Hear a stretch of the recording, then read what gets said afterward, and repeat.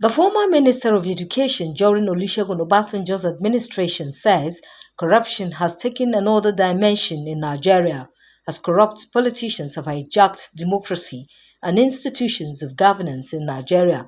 She stated this on Wednesday at a conference on renewing Nigeria's anti-corruption agenda, Pathway for Change and Reflections on 25 years of policy at the Shehu Musa Adua Center, Abuja.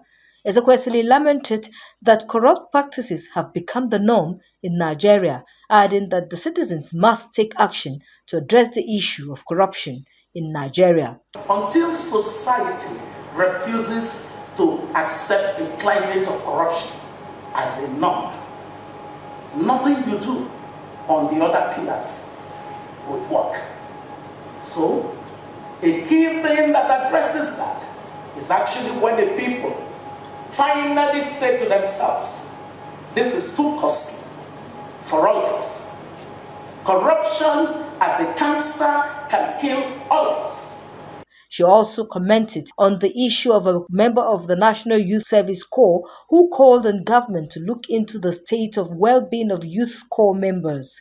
We have seen a young woman, a member of the National Youth Corps, NYSC, who dared to call attention to the state of poor well-being of not just herself, but fellow citizens, with sufficient evidence to prove that she was not just being outrageous.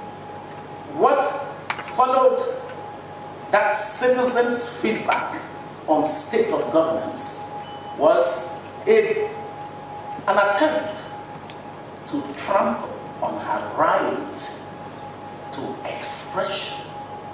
The Special Advisor to the President on Policy and Coordination, Hadiza Bala Usman, and the Chairman of the Code of Conduct Bureau both acknowledged that corruption is existing, but explained what their offices were doing to address corruption in Nigeria.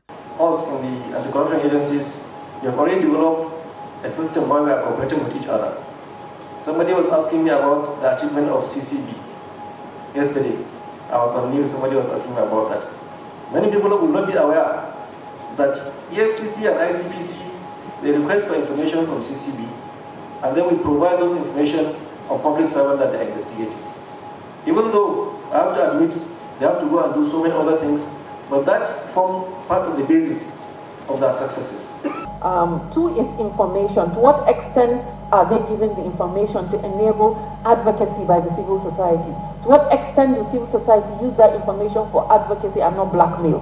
So these are some of the things that we need to look at in ensuring that we provide the information when we're asked, and we also use the information judiciously for what is expected to be.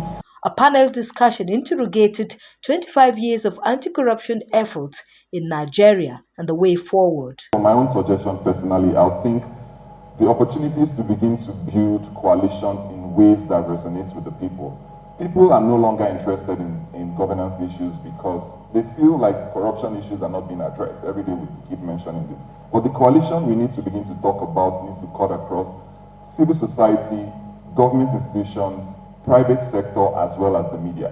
How then do we overcome that to get collective citizen engagement? Dr. Otibe talks a lot about social movements, and it's just really around this idea that we come around a common idea of what we are trying to move towards. So it's not institutional NGO-esqueness, but just citizens understanding that they have rights and they have responsibilities. For MacArthur Foundation facilitators of the event, the Pathway for Change and Reflections on 25 years of policy in Nigeria was to know what level of achievement the foundation has made in the anti-corruption campaign in Nigeria. We're going to reflect on what we have achieved collectively over the last 25 years or so. It's really the complexity of the issues and the different tools and different dimensions that we need to bring to the table if we are going to really fight against corruption itself.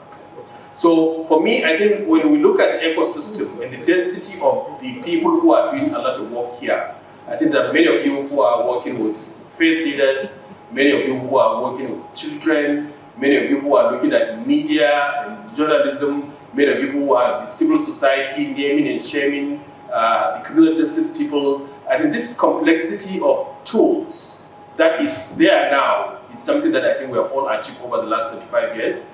Stakeholders at the conference agreed that corruption still exists in Nigeria. They called on government institutions and private sector to seek an end to it by finding a way forward to address the challenge of corruption in Nigeria.